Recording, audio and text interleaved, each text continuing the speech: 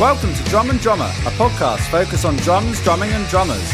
I'm George Pickering and that's Ben Winty, and we are both professional drummers in this business we call music.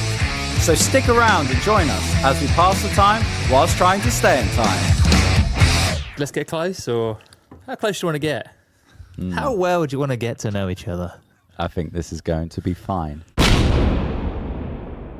You've gotten up, you've had your breakfast, you've got your phone, you've gone on your podcast app, you've hit play on this week's Drum and Drummer. Willkommen. There it is. I thought, good, really good. I thought you were just going to start with willkommen. And I was like, oh, he's doing something different, something new. Because I always just leave it to you, Ben. I always just go, I'll let him do the intro. Yeah, you know what I mean? try and mix it up. Every 40 episodes, I'll shock you and I'll do it. But I'll never say when. But yeah, perfect. Thank you for listening, as always, listeners. Thank if you. it is Thursday or later in the week, whenever you listen. Sure. This could be years from now. People are listening to this. You know? Do you know what? It could be. It could be. Isn't that weird? Happy we could both be 2030. long dead. Yeah. All right. Well, you know, we're going to die at some point. So we got a guest today. Yeah, be. Will Daly. Will Daly. I if you listen- met him. Yeah. What?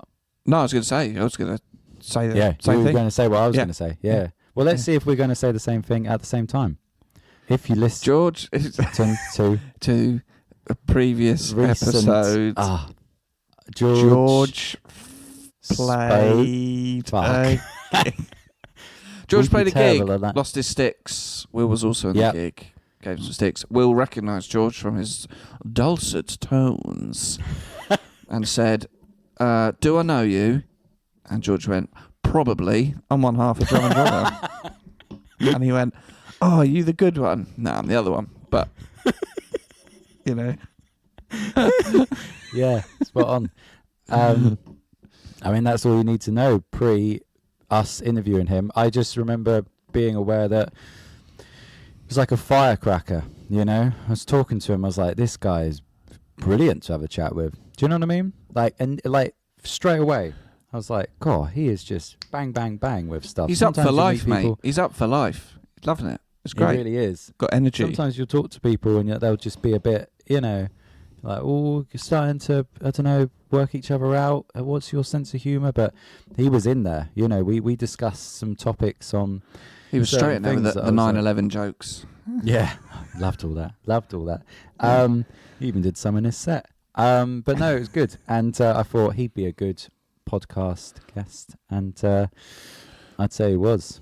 You know, great lad. Great One of drummer. those people. Plays in bands. Educator. Teachers. Runs drum camps. The good kind of camp. And... What's the bad kind of camp? Come on. Got ya. Scout camps. And he has videos on YouTube, tutorials, Yeah. gear reviews. He's one of those people really that well really- made. Really well made. He reminds me of What, him or the YouTube videos? the YouTube videos. Are really well made. Oh, He's yeah. also very well made. He's 34. He looks amazing. Well done. But old singer in Decade, Russell. He had the same charisma, just charismatic. Yeah. And you gotta up it for video, you know, because the camera takes off 50% of energy. Do you know what I mean? So you gotta be like engaging. And Russell was saying, Russell actually now has a very successful YouTube channel about watches. Yeah. Would you believe it? But Will's got that energy, and the videos are great. Did I tell you about when I dropped my watch in the toilet the other day?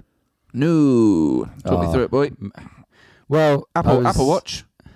Yeah, and I was having a Yeah. wee, and it fell off my wrist. I dropped my watch in the toilet, and I went, "That's a shitty time." Well, pissy time. Well, yeah, that joke didn't land. Cut that out. Cut that out immediately. Or keep it in. This is Probably Will keep Daly. it in. So it landed in piss. No, it's a joke. There was a joke that is man who drops watch in toilet has shitty time, and I was trying to extend it and make it seem like it wasn't a joke, but No, but did your watch actually fall in the toilet? no, it's a joke. Oh, Yeah. But, where's that you come know, from? It just appeared in my head. You mentioned watches, and I thought of something I heard the other day. Old Chinese proverb: "Man drops watch in toilet has shitty time." And Good. and I was like, how can I shoehorn that in?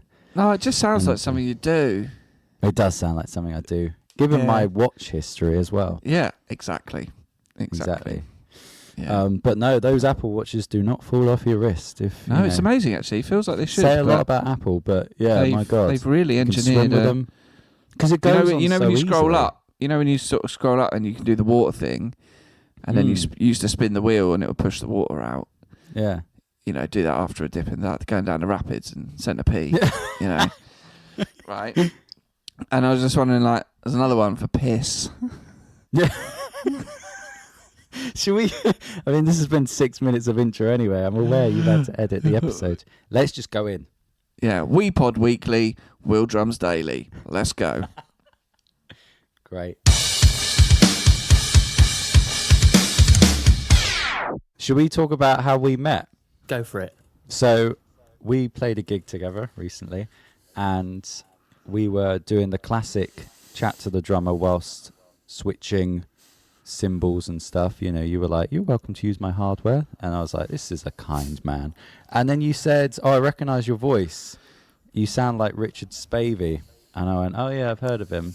Richard I've got to make Spaven. sure I have it. Spaven. Spaven, yeah. I always get it wrong. I said, Spavey. because we got called out for this on our last podcast because I said Spavey again, and someone was like, "It's Spaven," and I was like, "Don't say the wrong one." Is there a Spavey. Richard No. Spavey? I don't Yeah, know. I reckon so. You What, carry in on the world? chatting. I'm gonna look. See I'll if there's, talk about there might that. be like Yeah.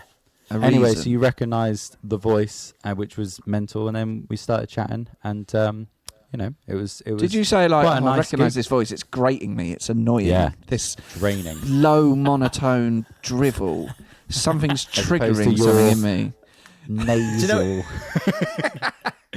It was Amazing. weird because it was giving me just a very chill, controlled vibe, which is what Richard Spaven is like.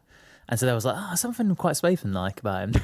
And then I have to admit, the main podcasts that I listen to are fantasy football podcasts. Yeah. But I follow you guys on Instagram, and so I get the clips. Yeah. And then as soon as he said, "Oh, I run a podcast," I was like, "It's from the gram. It's the guy from the gram." I know how it is. That sounds yeah. like the things you listen to, Ben. Football fantasy podcasts. I listen to Football Ramble. Do you listen That to was the Football one. Ramble?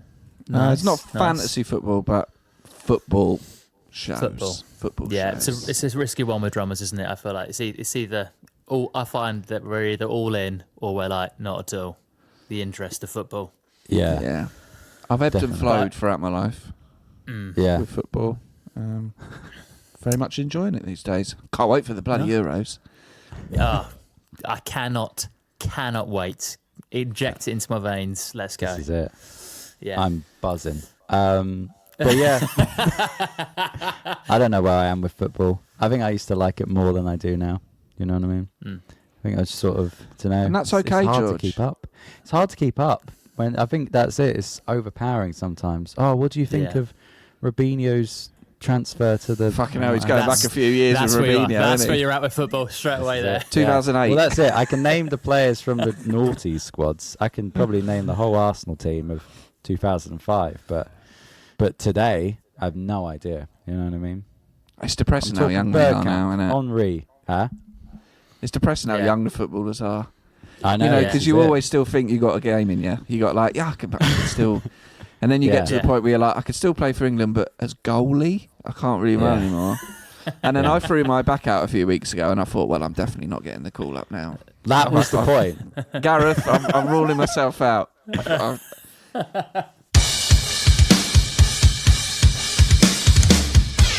Let's talk about you, though, Will. I don't know where to begin because you were one of the brilliant guests who sent us a plethora of stuff to talk about, which was lovely. I want to start with your decision to be a drummer because that was interesting. You you wrote a blog about it, which I've read and I loved. Just saying it was like, it's a risk to go, right, I have a job and I like my job, but let's see if I can be a drummer. Good question. I mean, well, first of all, I think because obviously the way that we met at the gig, and then you asked and said, "Oh, would I be interested in coming on?" I was like, "They're not going to know anything about me."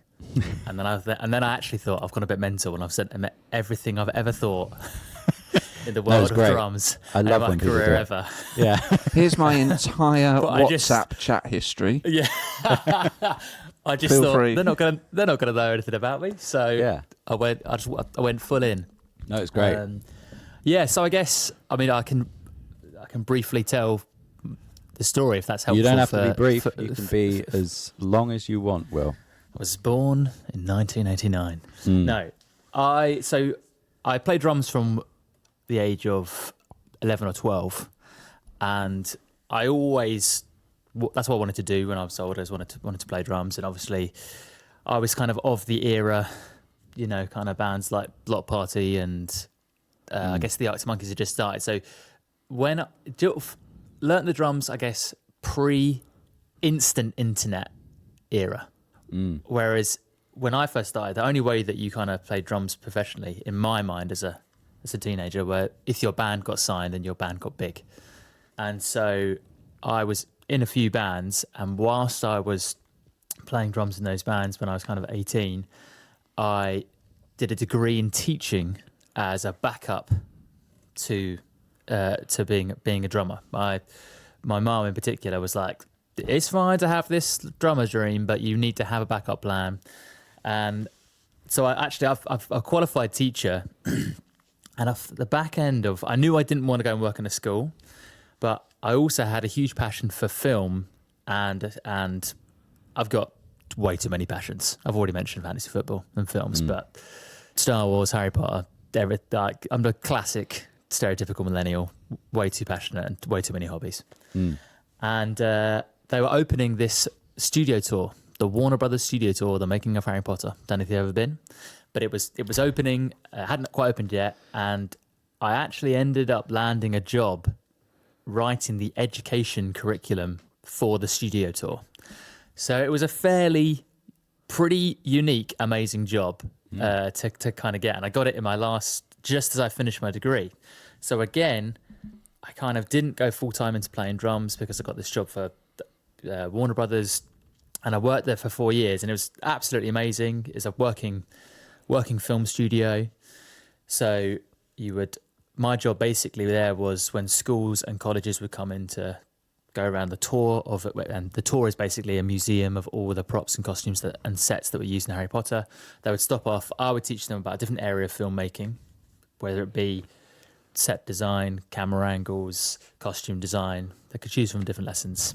Have a lesson with me, and then they carry on onto the tour. But we shared it with a working film studio, so it was very exciting. You would see like films being made, and you'd see celebs and stars. I had a wee next to Superman once. Which one? I didn't look. Which Superman? Henry Cavill. Cavill. Okay. Yeah, it was a very exciting place to work, but it was quite monotonous. I think we taught 5 lessons a day every day, and I think in the 4 years that I was there, I taught, between me and my colleague, we taught like 42,000 kids or students coming in, and it was great. And what was quite weird about it was it was a kind of strange way of, and you learn this obviously through playing the drums as well, but it was the first time I learned that if you do the same thing over and over and over again, you get quite good at it. And I kind of, from that job, we had a select amount of lessons that they could choose from, but I could still do it now. We did it so many times, and you got really, really good at it. Working for Warner Brothers, very, very exciting kind of thing, but you are a cog in a huge, huge machine. And I kind of could see that in 5 years' time, I thought, I could still be here saying the same lessons over and over again, because it was quite a difficult kind of, it was so unique that it was like, well, where else do you work in Warner Brothers? Because you're kind of this film teacher in a world that's making films rather than, and I sort of kind of thought, well, if I'd put that 4 years into playing the drums and doing the same thing over and over again, maybe I would experience the same kind of progress that I was feeling there. So even though I loved it and I loved everybody that I worked with there, and it was a tough decision, I was like, okay, I'm going to start all over again. I'm going to quit my job and I'm going to try and just make it as a drummer. Can I guess? So were you 26 course, when yeah. this happened? Around about that, yeah. Yeah. Because I did a music degree, graduated. Just as I graduated, I got a job at PlayStation, No way! and I worked on a game called SingStar, Which is like the karaoke game. Amazing. I had a very unique job at that game. I What is achieved going everything on? I could have done. Unless I really changed roles, there was nothing else I could progress onto. And at 26, I left. And then that's when I went to be a full-time musician again. My story has been gazumped. No, Harry Potter. The listeners have already heard it. Can I say I think 26 is the age. That's when you start to really go, what do I want to do? Because you're coming out of Adolescence, you're coming out of... first thing after university is earn money. Yeah. And in whatever shape or form. And you can be fortunate to land a job you really like, or some people don't, or that sort of thing. And I think you do that for a while, and then you go, "What is this? What I'm going to do forever? Or if I'm going to change back to my dream, Yeah. this is probably the time to do it before." because Yeah. 30 is on the horizon, Yeah, I think it's that 5-year and in your plan, head isn't it? that is old, even though it's Yeah. not. Yeah, now and you're it's like, that- oh, take me back to 31. That sort of 26 age is where you start going, yeah, what do I actually want to do in my life? So Yeah. a lot of parallels there. Love it. Love it. Yeah, love it. Yeah. No, definitely. I think it is that kind of thing of, and it's so different, isn't it? That like when you're once you've experienced kind of working, and there's two sides to it in some ways now. When I look at it, is because when you work for a big company, you don't really feel in control of your progress in some ways. There were areas of the company I wanted to work in at Warner Brothers that the headcount in California were dictating whether there would be a space for you to do that, for example. And I was like, well, I can't control that progress. Whereas on the drums, if I'm in charge of how much time I practice, or how, where I put my energy into my teaching or gigging or whatever it is, I'm in control of that.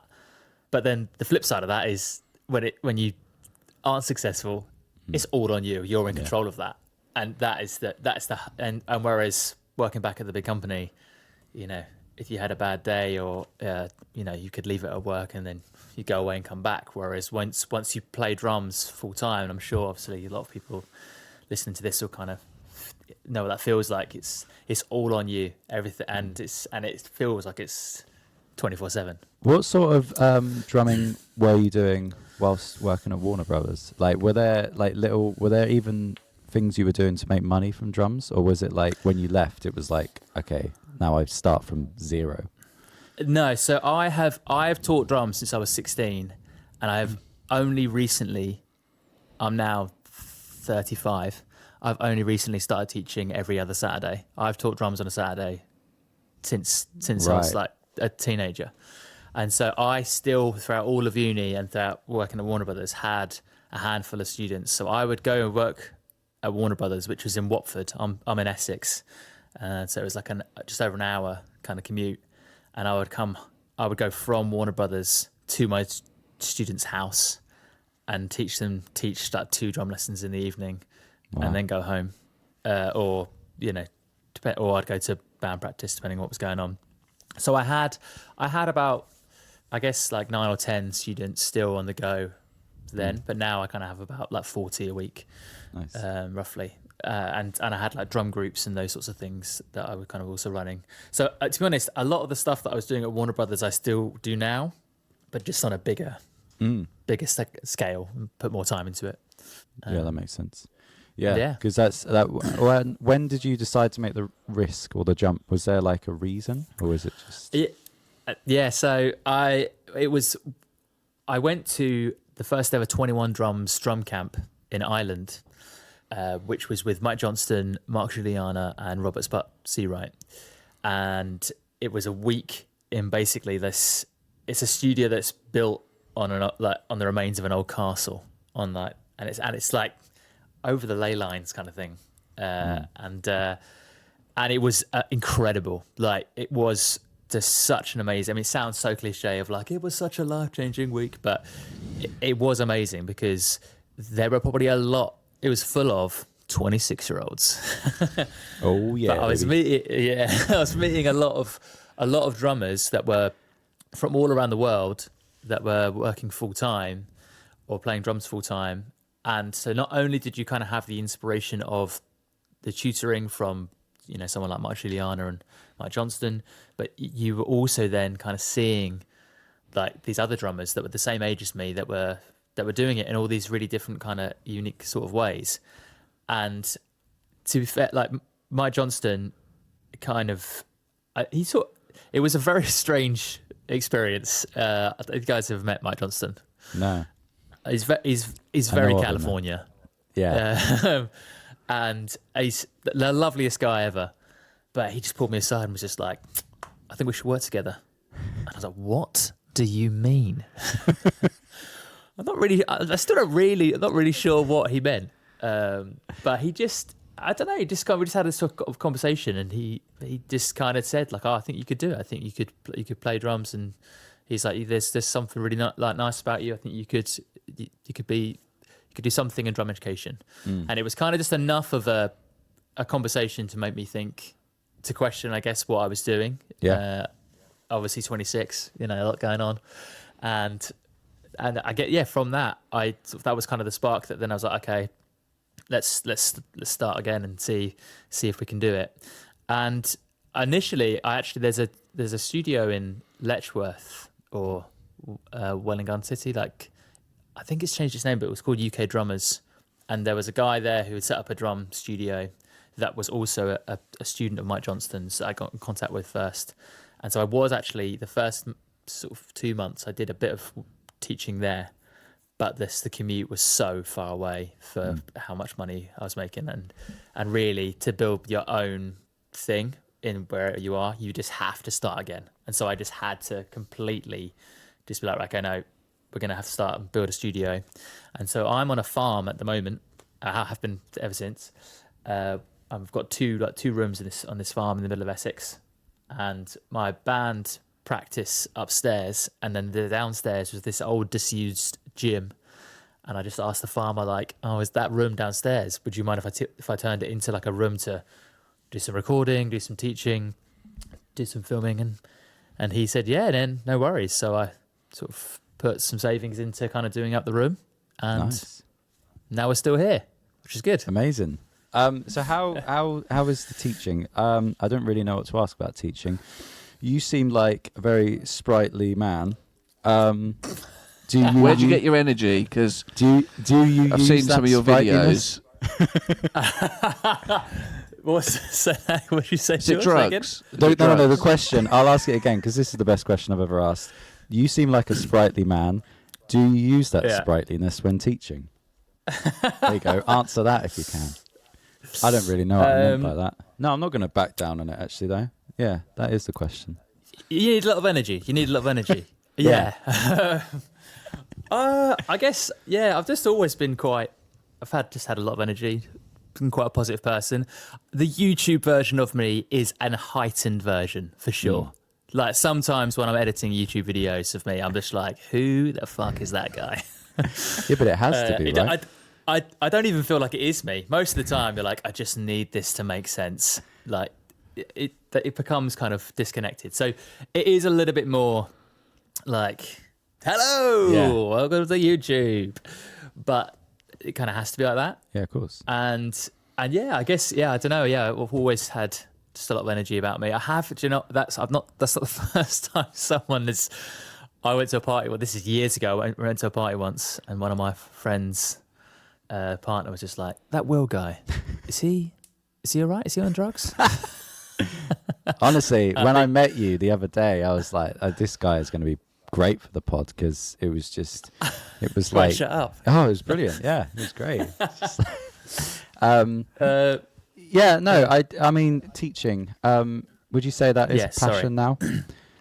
Yeah, it's. Do you know what? It's a weird thing with teaching because my mum is a teacher, or was a teacher. She's retired now, and it's probably something that I've always had. That, you know, like every drummer, you want to be the drummer of the Foo Fighters, or you want to be like a drummer in a huge band. That's always kind of the dream. And I think when I first started, I was sort of like, I was much more, I'm a drummer. I want to teach lessons. Whereas now I'm kind of a bit more proud to be an educator and realize that is part of playing the drums and part of being a successful route or sustainable route of playing the drums and being a full-time working drummer. So I do really enjoy it, and you get so much from it in terms of seeing the journey that they go on, and you watch people grow up. There's some kids I've taught since, the age of 4 that are now 13. Like it's like you, and it kind of, to be honest, it's strange, and I'm sure lots of drum teachers feel like this. I think because you're someone quite disconnected to anything else in that person's life when they're coming for a drum lesson, it turns into slight counselling. Definitely. Like it 100%. is. It's like it's for some people it's therapy, as much as it is playing the drums. But I love being a student. Like, I love to have a drum lesson I've had so many different lessons with people I respect over the years. And I just love that excitement of learning something new. And I think because I really enjoy that side of it, I guess that role of that, that side of it comes across well as well for people, and they keep coming back. So yeah. But are there things? No, it's great. Are there things you've learned from other educators that you've used, almost verbatim into your lessons? I think yes and no. I guess if you get the right kind of student, then I will go down like the Mark Juliana, like, okay, you're nerdy about rhythm, let's go. And we kind of do the whole, to me, like, because I learned it on the 21 Drums Camp trip, the Benny Greb kind of, I keep doing this as if it's here. Yeah. Listeners can't see, weird. but I keep But holding I like up. it. I'm notioning as if I've got a whiteboard behind me. It's like a weatherman or woman. Yeah. The rhythmic alphabet that Benny Greb, like, everyone associated with Benny Greb, to me was taught to me by Mark Juliana. And if I have the right sort of student, we'll kind of go into that side of things. And I obviously absolutely love that if we're going to get like real nerdy about it. But mainly the thing, I think you learn so much from teaching from just teaching. Lots of people used to ask me, do you find that kids either have it or they don't have it? You've either got it or you haven't. And probably when I started out, I used to maybe think, maybe a little bit, but I've sort of been proved wrong. And I think the best kind of teachers are the ones that adapt their teaching style and the way that they communicate and the way that they get things across for the student.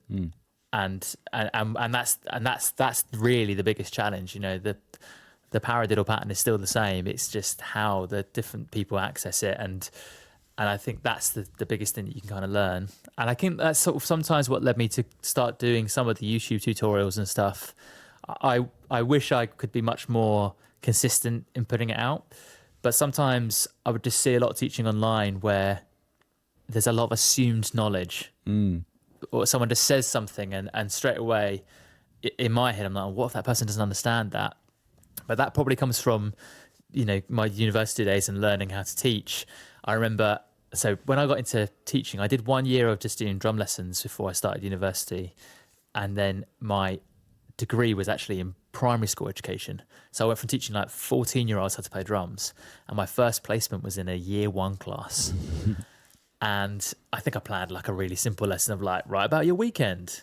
And my mentor at the school was like, cool, but only half of them can hold a pencil. So what are you going to do? and that is like give such a good lesson. Hey. Well, And that is such a good. Shouldn't we? Yeah, these days, just blink. Just dictate it to Siri. Yeah. She'll write But it that's out. always stayed with me in terms of I always think what if they can't hold a pencil? Yeah. So like, as you know, almost like as a metaphor of like, well, what if they don't know how to count 16th notes? What are 16th notes if you don't know what they are, you know? And so it always kind of comes back through that. Yeah, it's stripping it back, isn't it? I used to teach. I've stopped, but I'm thinking about doing it again. And I remember I used to teach at a school, and there were certain students who just you know, struggled more than others. So I'd be like, well, let's just strip it back to just kick and snare. And I was like, if we have to, let's just strip it back to just snare. Let's see if we can, you know, play in time, and not making them obviously feel like, I don't know, they're not getting it right, you know, being like, it's okay. Let's just, you know, work with whatever you can. I think it's interesting you saying about being almost like a counselor for them, because I think it is. I think especially in schools, I found it, you know, I worked in a school that was, to put it bluntly, when they asked me if I wanted the job, they said, you do know where this school is, right? You're aware of its reputation. I went, oh, yeah. I'm do have your own stab-proof vest. Yeah, it was that kind of vibe. And but I remember I'd teach these kids and, you know, these teenagers, and they'd sort of, you know, a lot of them had issues going on outside of school. And I thought, well, they might not have anyone to talk to about it at school. They might want to talk to their teacher, but teacher's got 30 students. They can't talk to, you know, and I was like very aware that I was maybe the one person that they have one-to-one time who's sort of, I don't know, like a figure that can be, you know, a teacher and someone that can actually just listen. And I remember that sort of, you know, that helped build a relationship. And then, you know, a lot of the young people would sort of open up to me about stuff, you know, and then it sort of, you know, I never went, well, that sounds shit for you, but let's do paradiddles, you know. And I remember that being like part of it, like, I don't know, kind of going that's into that's the hardest bit, is trying to be like, okay, how we get back to this? Yeah, we've got 5 minutes. exactly. Because it's interesting, but I can imagine yourself. You know, it's sort of like, you know, it's people would sort of come to you and be like having a nice chat and be like, Will, I've got some shit's going on. I've got to talk to you, mate. Not just the kids, it is everybody. For young to old. I think it's just because you're just not connected to any other part of the life, so it's just like this safe kind of space where they can just they just tell you, you know, like it is what it is. But I think music in itself is therapy, isn't it? Like that's why we listen to it. That's why we create it. And I work, you know, I own a recording studio, and the people who come in there.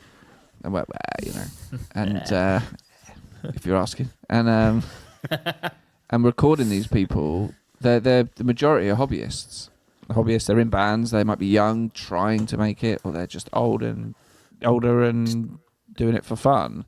Yeah, but it's escapism. It's escapism, and the producer role is / counselor / timekeeper, and you're dealing with these people, and actually, like, whether they say anything or not, the fact they're escaping their 9 to 5 or their home life, they're coming in and they're doing something fun and creative, it's the whole point. And we try and say to some people, don't worry about releasing on Spotify. It's not important now. That's not gonna make you happy. Being in here now with your friends in a studio making some music, concentrate on this, because this is the fun bit. Yeah, this is the good bit. Even if you played music full time, I think that is still the same, isn't it? It's just it's those moments that are the best bit. Like in my band, we've played gigs in like Paris and all those sorts of things, and like and you can get really caught up when you're then releasing a single of like, oh, how many plays has it had, or how many hits has this like reel had on Instagram, or all those sorts of things. But really, the thing that you'll remember is maybe not even the gig. It will be the thing that, like, the gig led you to the journey to the gig, this random city, and then that night, you know, that guy got that crepe and wiped it all over his face or whatever. Or that drummer lost his drumsticks and you had to give him. Actually, can we talk about this gig? Yes, because I've got so many questions. Oh God! Now I did obviously in prep for this pod listen to the pod. Where I spoke about it, yeah. Okay, cool. Yeah. Yes. Now, there was a lot going on. There was a lot going on there for you.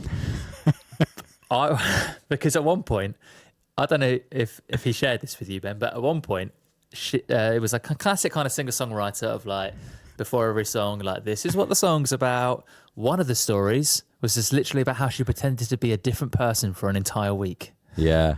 She told a story about how she's like, oh, I met this guy in another country and I told him I was somebody else. Is this the person you played with, George? This is the person that he's playing drums for that he's only met that day. Oh, he's not told me this. He's kept this quiet. Well, I think I've forgotten about all that. I got was, I just got hired to do a session gig. The fee was great. I lost my sticks, but Will helped me out. I played it cool. We had a great day. We listened to Swiss music. It was fun. Not that she was mental. I mean, obviously, if she's, I don't want to say anything too bad in case I get you in trouble. We can cut this bit out if need to. No, let's do it. I was thinking, like, what must he be thinking right now? Like, he's only just met this woman, and now she's telling a story about how she pretended to be somebody else and left this other guy high and dry. Yeah. Like, there was quite a this long isn't even a real introduction about suicide for one of the songs. Yes. And there was a lot going on. There was a lot going on. I think I sort of blanked that bit out and forgot about it until just now, actually. Yeah, it was. I was sort of sat there, sort of waiting to play, and I was sort of aware that no one was really listening. Do you know what I mean? Apart from you, obviously, but it was Man City fans. You know, just sort of. Yeah.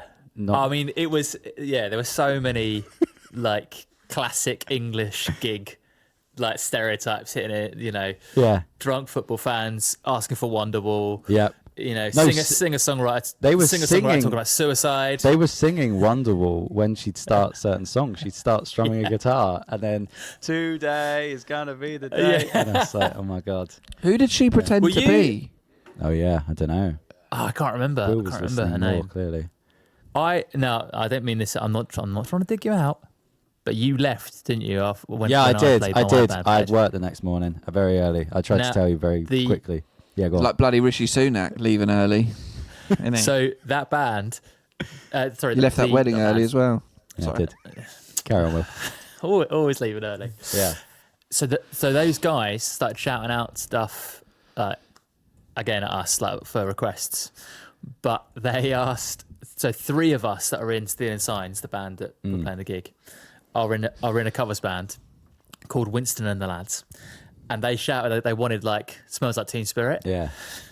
And so Nick, my singer, was just like, "All right," and we just played the intro to Teen Spirit, like literally just the 16:32 bars, whatever it is, and then cut it out. We're like, "Cool, there you go, next song then." And the amount of respect afterwards that we have, they loved us. After really? That. Just like, oh my god, they just played like done.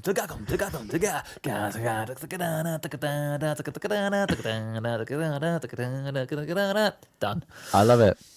Yeah, Cured it. Because they were funny, weren't they? Because I felt like they were like, oh, we need to find somewhere to go tonight, and there's bands playing here. Let's go and see a band. And I think that's what they're expecting. I think they're expecting to hear Sweet Caroline and Mr. Brightside, and then no.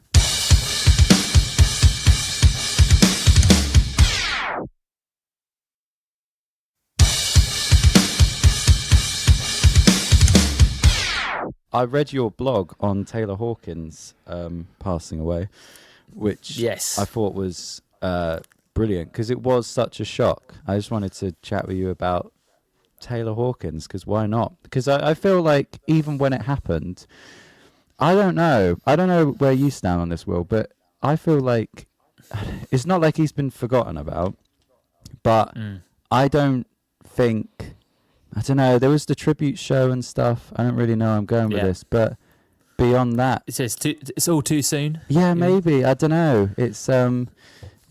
There wasn't really a cause of death, there wasn't really I don't know, it's sort of... Yeah. And, you know, now Josh Freese is there and he's obviously amazing. But, it was... that was one of those deaths where it was... I remember reading it. It was like, I had to wake up early. It was like 6 a.m. And I was like, no, he's not dead. Like, that can't be right, you know? And I was really annoyed because I was like... I'd always wanted to see Foo Fighters, but I never went to see them because I was always like, oh, they'll be around. They'll tour forever. You know what I mean? And I just, and I'm aware that you've seen them 19 times or something. Yeah. And I was like, fuck, like, I can't believe I missed that, because it just seemed like they just they'd be like the Rolling Stones and just they'd still be doing it in 20 years time. Yeah. But yeah. was that a death that hit you? Yeah. I still feel it now, even though it's the strangest thing, isn't it? Because you don't know them. No. Like they are strangers, and so it really hit me. Like I've always played drums and imagined myself as Taylor Hawkins, as childish as that sounds, and so many times after a gig, and I don't mean this in a braggy way at all, but someone will say, "Oh, do you know who you look like when you play the drums?" And they'll be like, "Taylor Hawkins," and they're like, "Yeah." And it's usually either Taylor Hawkins or Dave Grohl. I got Dave Grohl on Saturday, and I never know what to say. Like, I don't know. But he just was always who I imagined, like I was, and I just think also that their friendship of Dave Grohl and Taylor Hawkins was just so wonderful, and I think that really relatable. I think that when you have a friend like that you play music with, whether your band is as huge as the Foo Fighters or you play to 3 people on a weekend, like I think that connection is just is always there. And yeah, it absolutely floored me, to be honest, and I still struggle with it. Like now it's quite a strange feeling, because I was at Glastonbury.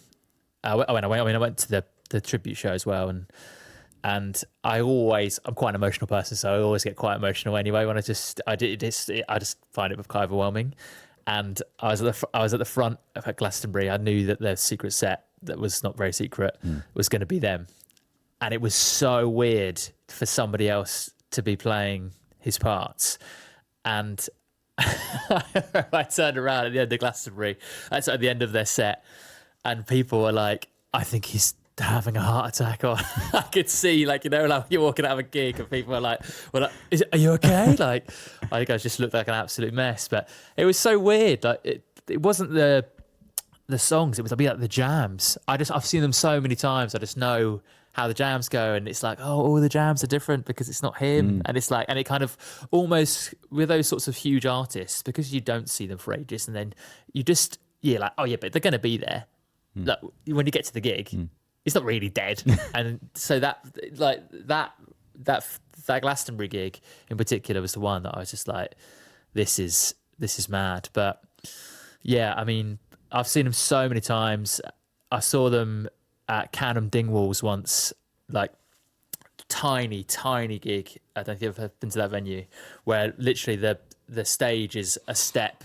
It's and I was right at the front, and I was right fun, and I was I've got like Everlong like tattooed on my wrist, and my hand was sort of like, there's one guy in front of me like who was sort of taking like holding back so many people, and my hand was like rested on his back, and Dave Grohl, like you are literally, it's as close as the laptop is right now to me. You could turn his guitar pedals on and off. That's how small this venue was. And Dave Grohl like looked down at my wrist and then looked up, and I did the classic look behind me like, who's he looking at? And he started nodding, and I was like, what's he doing? He stuck his tongue out. Anyway, then a couple of songs later, puts the drop D guitar on, bends down, points right at me, starts playing Everlong. Oh my god! It was like wow, greatest moment ever. Yeah. So I've had so many beautiful moments with that band, and I think that's part of the reason why they have stuck around, and why so many people would always go and see them play live, particularly because they are the best live band ever. They just put on a show, and they do it just purely through the music. They're not putting on a show in the sense of like there's got to be huge pyro, or they're giving everybody like wristbands that light up, which is nothing wrong with that. Obviously, that's still also brilliant, but they just do it pure kind of old school. Yeah, barely even using any of their monitors. Yeah, this is it. They are. I mean, there's no click. There's no. And how many bands are like that nowadays? It's just raw. Yeah. I want to talk about drum camps. If you've got time, Will, I don't know what your schedule is. I can talk all day, but don't let me. No, well, I mean, Whatever. drum camps would be cool because I mean, you're doing one. You have one coming up. Am I right in saying? Well, I've just done 2. That's embarrassing. In just this, yeah. But I will be doing more. Don't worry, I'll be doing more. I haven't announced the dates just yet. But I did my first 2 solo drum camps this year. Yes. And I did one with Kira Chinia last year. And yeah, it was just great, to be honest. I basically kind of in like recent years, I've sort of obviously been doing the teaching thing for a long time, and I wanted to sort of take things on to the next level. I guess I sort of looked at things like sport, and in lockdown, I started running, and I've since run like 2 half marathons. But I'd say I was someone who enjoyed running. And I was like, this is weird that there's this opportunity to be to feel success in something like sport quite so easily.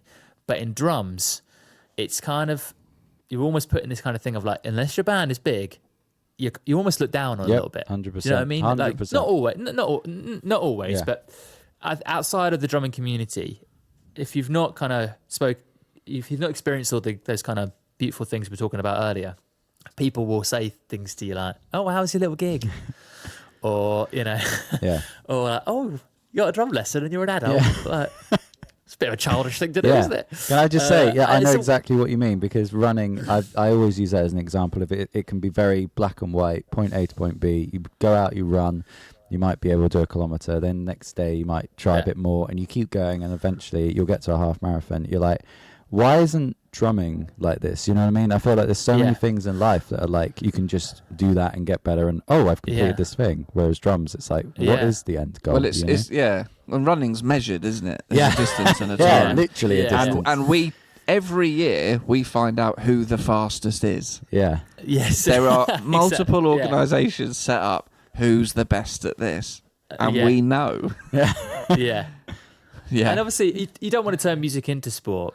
But I guess what I was kind of also thinking was that if you had somebody in your office that ran a half marathon that you wouldn't look at as a typical runner, people wouldn't say, "How's your little run?"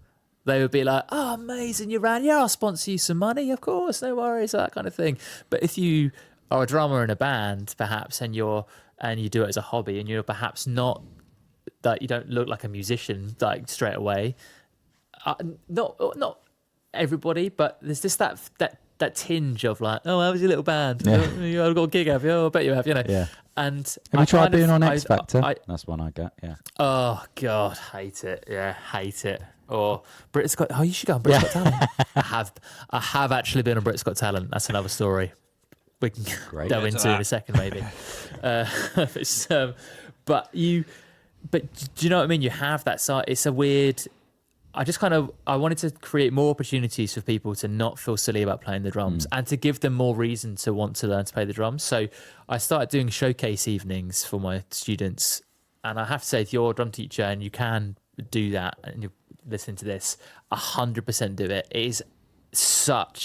It makes the world of difference. And it instantly forms a community of like the parents of your other students, then like meeting the parents, and you instantly just have this like amazing thing, and it just gives them a reason to play, and then they can experience performing. Because when I was younger, I learned to play the drums purely through just listening and playing along to my favorite songs, and then I was in bands. I didn't learn to read music or ever take any exams. The exam was playing gigs, and now the easiest and quickest thing to give for my students is to put them in for an exam. And it's completely different to how I learned to play. And that kind of comes back to, I guess, that difference in adapting as well, I guess, in that I've had to learn how to read music and all those sorts of side of things to be able to do that. But I think that if we can give more opportunity for people to be involved and have something to go and to prove why they're a drummer and to kind of justify, like, I play the drums, I go to this drum camp, or I play the drums, I perform at this drum showcase. I am being the drummer in the same way that there is like a half marathon like every other weekend. I mean, there's park run. There's so many times to prove that you're a runner, but this is going to rhyme. How many times is there to prove that you're a drummer? You know, and I think, yeah. So, and when I taught at a drum camp with Kira last year, I hadn't really taught in a way that was like it used to be at Warner Brothers. So when I taught at the studio tour, I would meet a stranger of 30 people and I'd have to like engage them instantly, which is probably where the energetic approach comes from, is that you've got to be engaging, because who are you? They don't know who you are. You've got to try and get them on board straight away. And it was like that at the drum camp. And I was like feeling really refreshed, really, of like, oh, wow, like we can teach it in this way.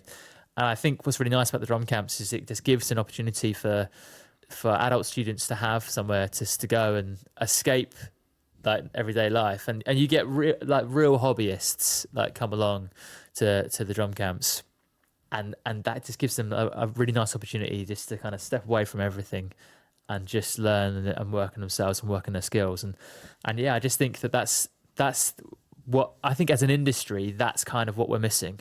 It's because it's like if you can get more people playing drums and there's more opportunities for them to do that, then they're going to buy more sticks and they're going to need more stuff, and we can keep the industry alive if we can provide more opportunities for people just to prove that they're playing drums.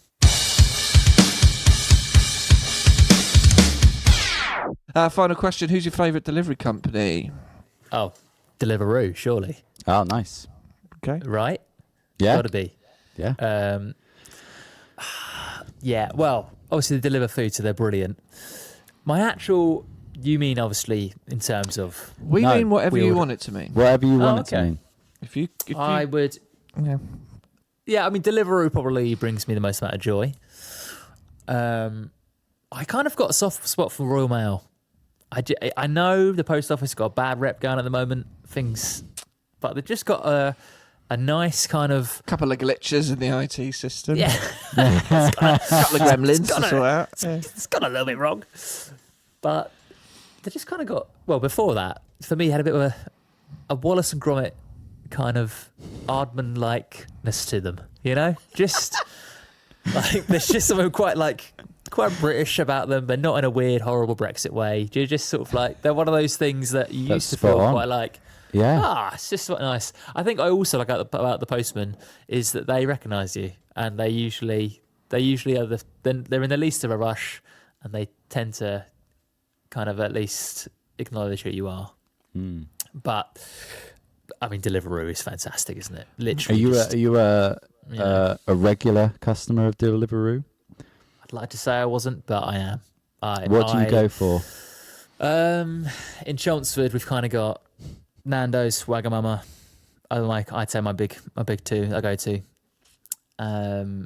If not, I mean, does Domino's count as a delivery service? I don't know. Because I think pizza is my number one. So, maybe Domino's would be my favourite delivery service. I think I have respect for Domino's that they've kept their Delivery internal, if you see what I mean. Yeah, Like- I do quite like that. Yeah, I think Yeah, that's true. because I get the whole Deliveroo Uber Eats thing. I do use them, but I think there's definitely been bad experiences with them. you order a McDonald's and the burgers don't arrive. Well, what am I going to do with just chips? yeah, I'm a big lad. yeah. I mean, I have to say, Yeah. having said that, when it goes wrong with Deliveroo, it goes real wrong, doesn't it? Real Yeah. does. Yeah. What are your guys' favourites? Does anyone ever ask you? I don't know now. Now that we've asked so often, it's a bit like being a teacher. You learn from your podcast guests. So I'm not sure anymore. I don't know. I don't even know if I like Royal Mail that much. They're very quick with their. Oh, we just missed you. I'm here. Sorry, I'm in a towel. You know what I mean? Yeah. And I don't know. I'm not sure. I mean, DPD for is me, the but I classic. did have a Yeah. bad experience with them recently. And I've just recently had good experiences with Royal Mail. I've got a good post person who Kind of, you get to know them a little bit. Like there's a bit of a bringing back that connection with people, the I think joy. you have to. So I think you have to. This is where the success is, guys. This is where it is. Yeah. You know. Either that or maybe to bring it full circle, like Gianfranco Zola, always delivered. Always delivered. Oh, Do you know what I mean? That's good. God, that's good. That's great stuff. You know? Just to recap for people, what are your Instagram and YouTube handles? Where can people find you? Yes. So it's Will Drums Daily, Daly. Do not expect things from me daily. I am not a delivery service. Yeah. You can follow me on Instagram, follow me on YouTube. I also play in a band called Stealing Signs. We've just got a new single that just came out. You can listen to that on Spotify. And I also play in a wedding band called Winston and the Lads. And I don't imagine too many people look for wedding bands on drawing podcasts, but if you do, and you want some explosive, fun entertainment from a band in Essex, we're your band. And I think, follow me, give us a follow there. I usually post a lot of drum education stuff. I do gear review videos as well on the YouTube page. And I'll be doing some more drum camps later on this year. Hopefully, I reckon around kind of October, November time. Sweet. So there'll be some chances to come and learn the drums with me. Awesome. We'll put links to everything in the old episode description. Put them down. Get it all in, mate. Got to get it all in. Yeah. Thank you so much for joining us, Will. Absolute pleasure chatting to you. You're welcome. You're welcome. Best of luck. Thank you very much for having me. Yeah. Yes. Thank you for being on. It's a pleasure. And if you ever lose your sticks. Yeah. Thank you so much for having me. It's been an absolute pleasure chatting to both of you. And thank you for letting me ramble on, because I know I do talk a lot. So I appreciate you guys listening to me. No problem. We'll see you soon. Thank you. Bye. Bye-bye. Bye-bye. There we go. It's never not funny. Never not funny. That was great. Lovely bloke. Enjoyed that. Lovely bloke. Cut Crescendo. loads of it out. I cut loads of it out. Yeah. Mainly 9/11 jokes. Well, as the interview went on, I was thinking, cool, it's getting better as it goes on. We can probably cut out the first 30 minutes, to be honest. Start at where we talked about Taylor Hawkins or something like that. Yeah, you know? maybe I have. Maybe you have. Who knows? We'll see on the night. Or the day, the morning. But it was great. But go check out his videos. And if you're, someone who wants to attend a drum camp, go for it. That sort of thing. Go and check out what he does. You got anything else, Georgie boy? Well, No, not really. You got anything? No. No, the only thing I will say is it's the Euros. Oh, yeah. It's the Euros. This comes out next week. So England will have played one game and I think have their second game tonight, if you're listening to us on that Thursday. Amazing. So maybe we're in a good position having won the first. Maybe we're not, because we've lost.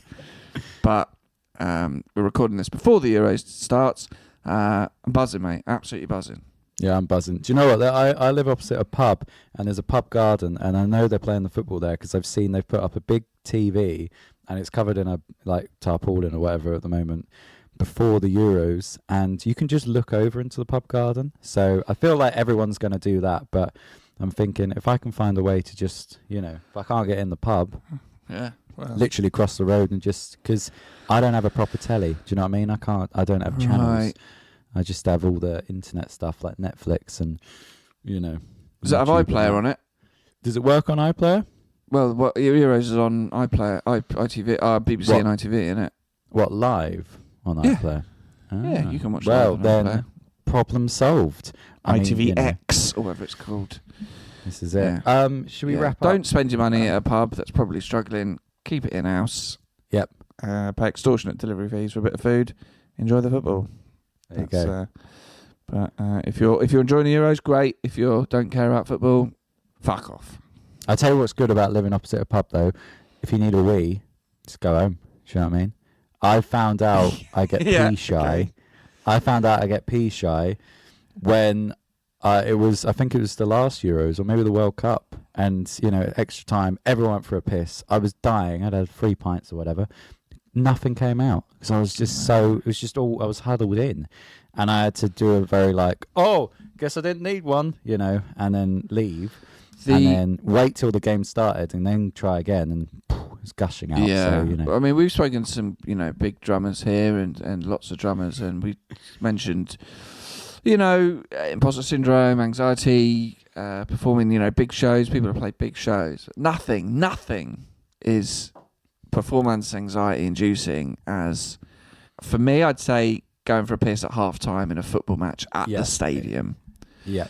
Not only do you have to piss, it's an absolute cacophony of men faltering in. It's rammed. Yeah. You've got to be on high alert for that slot at the urinal comes up or at the trough. And then you're in and you're bundled in between Barry and Frank.